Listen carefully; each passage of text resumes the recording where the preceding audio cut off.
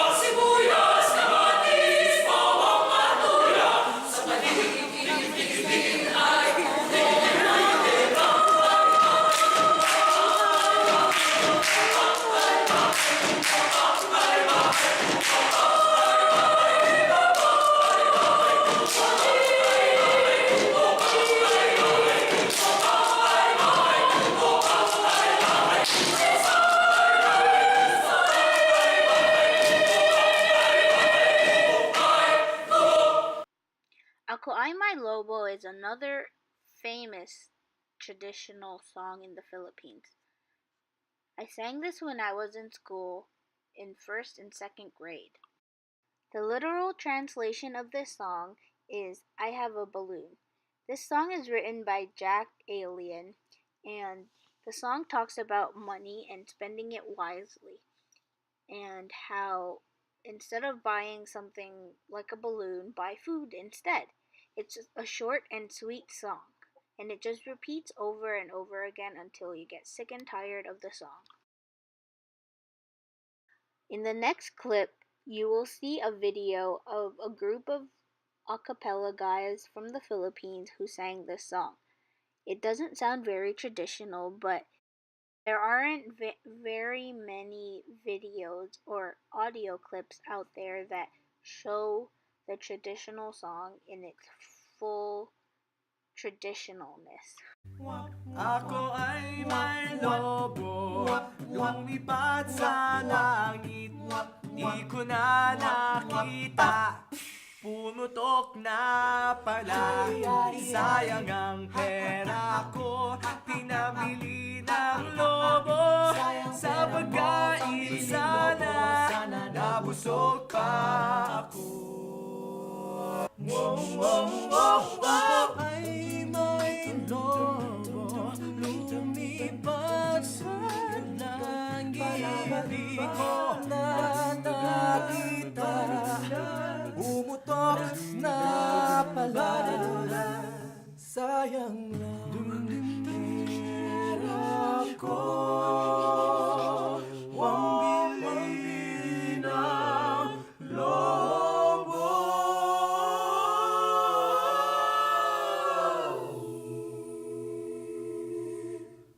Kung pagkain sana nabusog pa ako. In that previous clip was a group of Filipinos who sang the traditional song of Ako Ay May Lobo. The literal translation of the song is I have a balloon, it floated into the sky. I can't see it now. Oh, it already burst. What a waste of money buying a balloon. I wish I'd bought food. I'd still be full now. As for change over time, this genre is supposedly traditional, so the music shouldn't change. Because it's traditional music, it is very hard for the music to change. The same songs my grandparents were singing when they were younger, I sang when I was growing up. I think that over time the instrumentals became more and more influenced with Western music, but other than that, it has still very much stayed true to how it's supposed to sound. Wondering who listens to this kind of music? Well, Filipinos and international Filipinos and schools. This music is listened to and sang from all over the world. Yes, it originated in the Philippines, but because there are so much Filipinos looking for better opportunities elsewhere, that this kind of music was brought with them because this is our culture. In the Philippines, schools will continue to teach kids language through song, and Filipinos will just always hum or sing to these songs, whether they are driving, doing laundry, or even showering. A lot of traditional folk music you can get stuck in your head because they're so catchy. There isn't really much of a future for this genre of music, but it can be continued to be taught to children, and there isn't really much expansion because it is traditional. Like in the two clips you saw, people nowadays are adding their own twist to the traditional music, which isn't bad, but at least kids in the later generations will still know these songs. Thank you for listening. Bye.